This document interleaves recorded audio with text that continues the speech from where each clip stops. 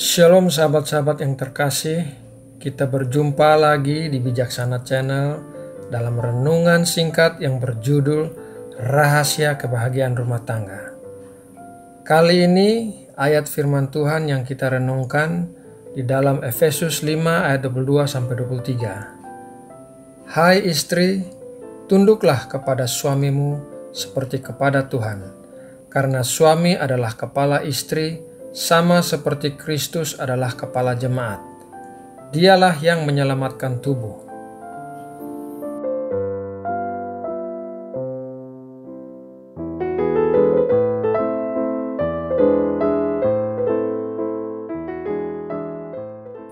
Dari awal manusia diciptakan, Tuhan sudah mengatur kehidupan manusia dengan tujuan supaya manusia dapat membangun hubungan dengan Tuhan dan sesamanya.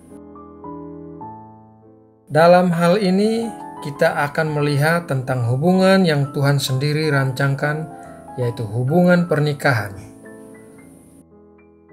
Tuhan sendiri yang merancangkan untuk membuat manusia mengerti akan hubungannya dengan Tuhan dan masuk dalam rencananya. Tuhan sudah menyediakan untuk pria seorang penolong yang sepadan, supaya manusia tersebut tetap ada dalam rencana Tuhan. Mari kita lihat apa yang Tuhan mau supaya kita terus perhatikan di dalam hubungan pernikahan. Yang pertama, perhatikan keadaanmu sebagai suami dan istri. Apakah setelah berumah tangga, kita masih bergerak di dalam tatanan ilahi, di mana membangun hubungan dengan Kristus itu menjadi prioritas yang utama dan terutama? Apakah seluruh perhatian, usaha, dan pencarian kita yang utama adalah hadirat Tuhan dan berjalan dalam kebenarannya?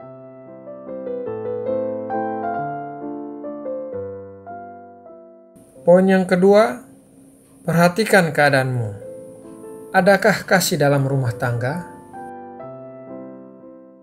Ketika rumah tangga tidak dibangun atas dasar kasih, di mana Allah adalah kasih, maka akan terjadi hal-hal yang membuat rumah tangga tidak berbahagia.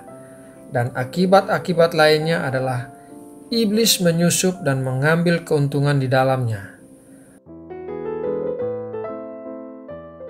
Dalam Kolose 3 ayat 14 dikatakan, "Dan di atas semuanya itu, kenakanlah kasih sebagai pengikat yang mempersatukan dan menyempurnakan." Sahabat-sahabatku, dalam melakukan panggilan sebagai suami dan istri, kasih Kristus adalah dasar yang harus dibangun. Kasih inilah ikatan yang menyempurnakan. Untuk memiliki hal ini, maka istri harus tunduk kepada suami dan menghormatinya. Suami harus mengasihi istri seperti Kristus kepada jemaat. Waktu kita melakukan hal ini, maka hubungan dengan Kristus dapat dibangun dengan baik, membawa rumah tangga berada di dalam rencana Tuhan kepada kesempurnaan. Peran-peran ini harus kita lakukan supaya kita dapat melihat campur tangan Tuhan dan kehadirannya yang nyata di dalam rumah tangga kita. Di dalam Mazmur 128 ayat 4 mengatakan, "Sesungguhnya demikianlah akan diberkati orang laki-laki yang takut akan Tuhan." Seorang laki-laki pemegang otoritas dalam keluarga membawa istri untuk hidup melakukan kehendak Tuhan dan takut Tuhan. Dan waktu seorang laki-laki melakukannya, maka akan terjadi seperti di dalam Mazmur 128 ayat 1. Kehidupan rumah tangga berbahagia. Ayat 2, baik keadaanmu, sehat jasmani dan rohani, pekerjaan dan usaha diberkati. Dan ayat 3a, istrimu akan menjadi seperti pohon anggur yang subur di dalam rumahmu. Artinya, istri juga punya hubungan khusus dengan Kristus. Kebahagiaan suami istri membuahkan berkat, dan suami melihat istri seperti melihat buah anggur yang membuat suami berbahagia. Ini juga membuat di dalam istri akan mengalir aliran-aliran air kehidupan, sehingga akan terjadi juga di dalam ayat 3b, yaitu anak-anak melihat orang tua dan mereka juga hidup melihat contoh yang baik dari orang tua yang berjalan di dalam rencana Tuhan, dan anak-anak juga mengenal Tuhan dengan benar. Ayat yang kelima, rumah tangga diberkati sampai masa tua, dan damai sejahtera Kristus memenuhi mereka semua.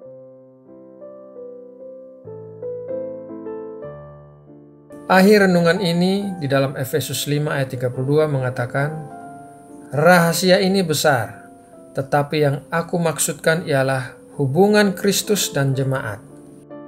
Nah, sahabat bijaksana, hari ini kita telah belajar bahwa rahasia kebahagiaan rumah tangga adalah ketika hubungan dengan Tuhan terbangun. Tuhan rindu agar rumah tangga kita berbahagia dan diberkati. Sekian renungan singkat kita kali ini. Tuhan Yesus senantiasa memberkati kita semua. Amin.